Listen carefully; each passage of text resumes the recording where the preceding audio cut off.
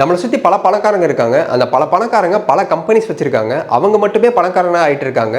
ஆனால் ஏழையாக ஆகிறதே கிடையாது. எதனால அப்படின்னு சொல்லி பார்த்தீங்கன்னா, இந்த உலகத்தில் 2 மோஸ்ட் பவர்ஃபுல் கம்பெனிஸ் இருக்குது. ஒன்று பிளாக் ராக், இன்னொன்று வேன்கார்ட்.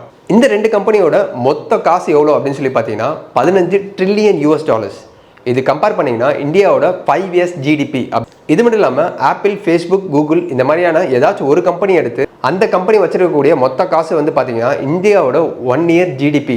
ஸோ இந்த அளவுக்கு இந்த கம்பெனிலாம் வந்து இவ்வளோ ரிச்சாக இருக்கிறதுக்கு காரணம் இந்த கம்பெனி பணம் வச்சிருக்கிறதுனாலயா அப்படின்னு சொல்லி கேட்டிங்கன்னா இல்லைங்க. அதோட முக்கியமான விஷயம் இந்த கம்பெனி இன்வெஸ்ட் பண்ணியிருக்கிறதுனால. பிளாக் ராக்காக இருக்கட்டும், வேன்கார்டாக இருக்கட்டும், இவங்க நீங்கள் யூஸ் பண்ணுற HUL, ITC, நெஸ்ட்லே இந்த மாதிரியான கம்பெனியில் இன்வெஸ்ட் பண்ணி வச்சிருக்கிறதுனால நீங்கள் இந்த கம்பெனியில் இருக்க ஏதாச்சும் ஒரு ப்ராடக்ட் வாங்கினீங்கன்னா கூட பிளாக் ராக் அண்ட் வேன்கார்டுக்கு லாபம் போகும் அப்படின்னு. பேசிக்காக பணக்காரங்களாம் எப்படி பணக்காரங்களாகவே இருக்காங்கன்னு சொல்லி பார்த்தீங்கன்னா இன்வெஸ்ட் பண்ணியிருக்கிறதுனால. என்னைக்கு நீங்கள் இன்வெஸ்டிங் ஸ்டார்ட் பண்ணுறீங்களோ உங்களாலையும் பணக்காரனாக ஆக முடியும் அப்படின்றத தெரிஞ்சுக்கோங்க.